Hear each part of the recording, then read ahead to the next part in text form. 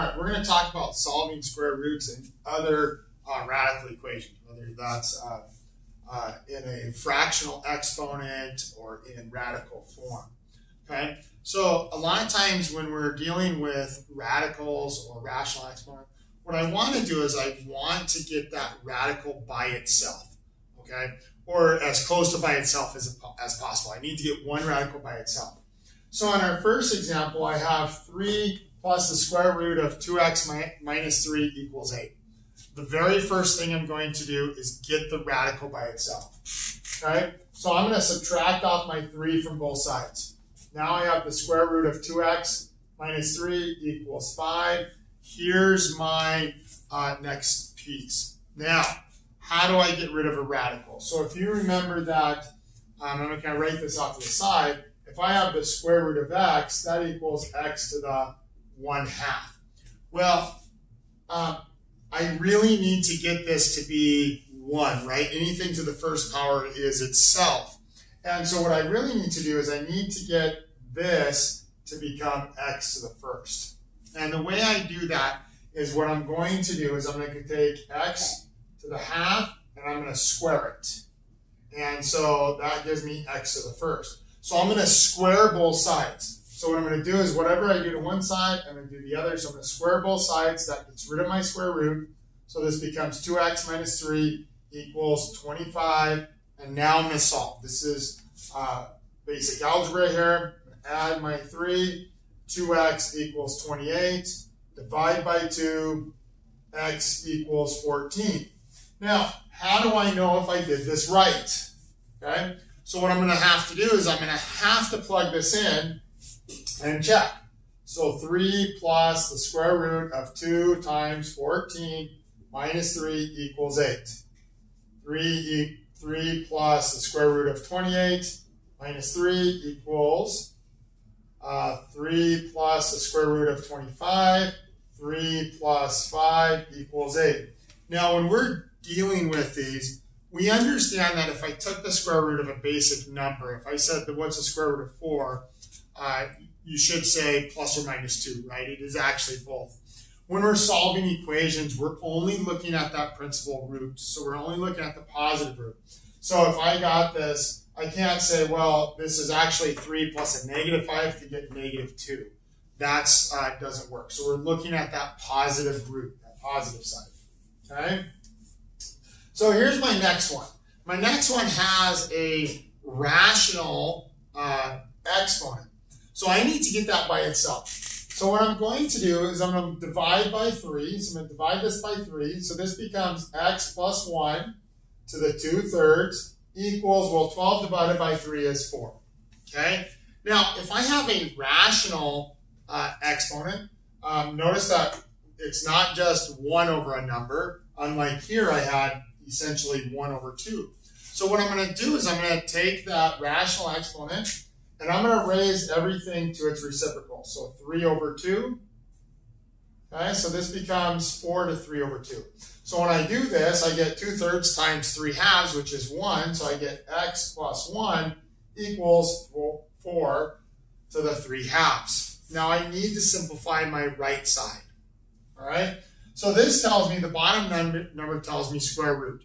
Well, the square root of 4 is 2. So this becomes 2 to the 3rd, or x plus 1 equals 8. Subtract off my 1, subtract off my 1, x equals 7. Now, I really should test it and plug it back in.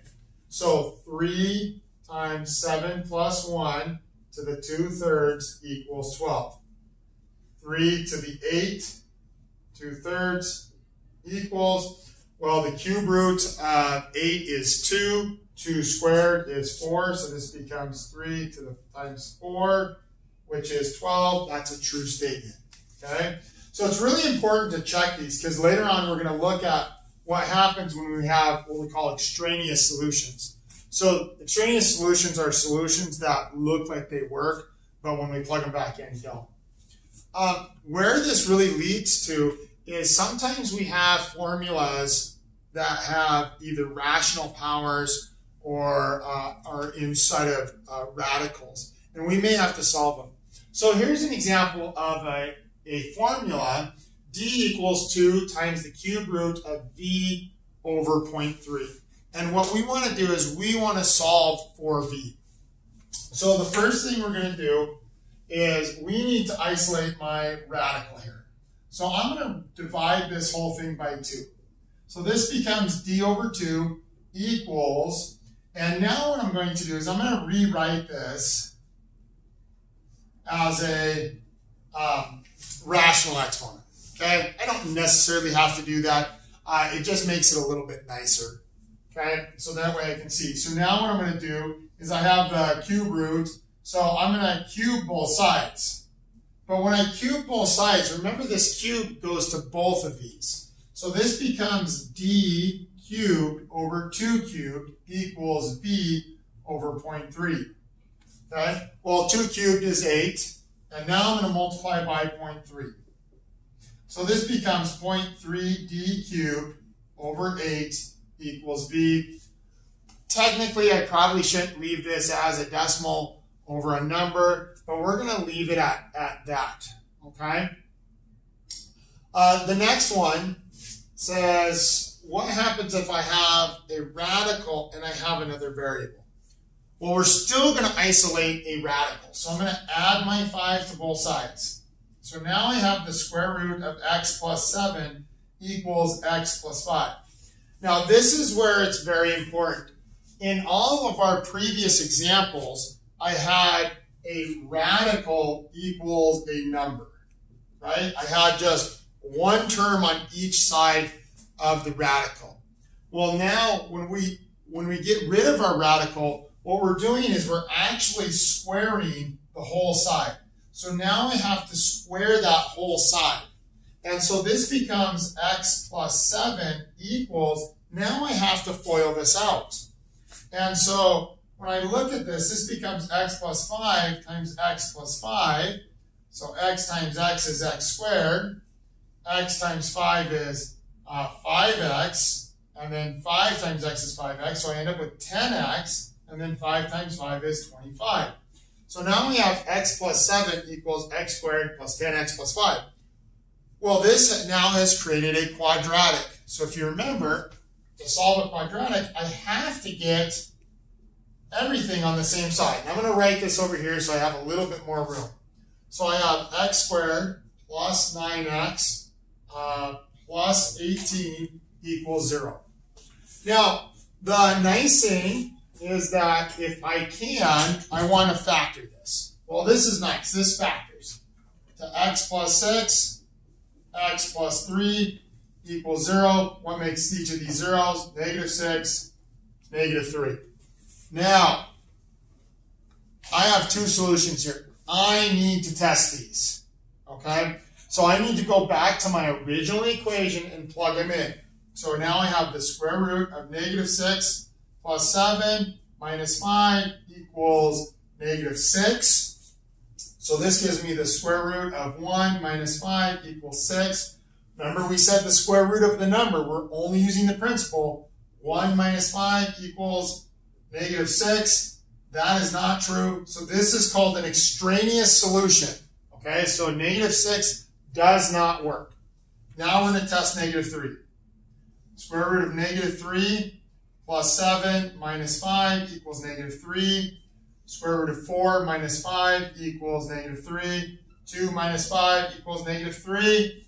There's my answer. It is the only answer I have. Okay? So remember that when I get these answers, I need to go back and check them. I need to go back to see if they're extraneous solutions or not. Okay? So our last one, and this might take up a little bit of room, so I'm going to go ahead and clean my board here, is that what if I have two radicals? What if I have 2x plus 1 minus, the square root of 2x plus 1 minus the square root of x equals 1. So now I have two radicals, okay? Now, personally, I like to move one radical to one side so I can kind of get rid of it. I'm going to go ahead and remove the square root over here. So this is going to give me the square root of 2x plus 1 equals 1 plus the square root of x. Okay? Now, awesome. That's perfect. I now have at least one radical by itself. I don't necessarily have to do that. I could do some other stuff. It just seems to be a little bit easier for me personally. So now I'm going to square both sides.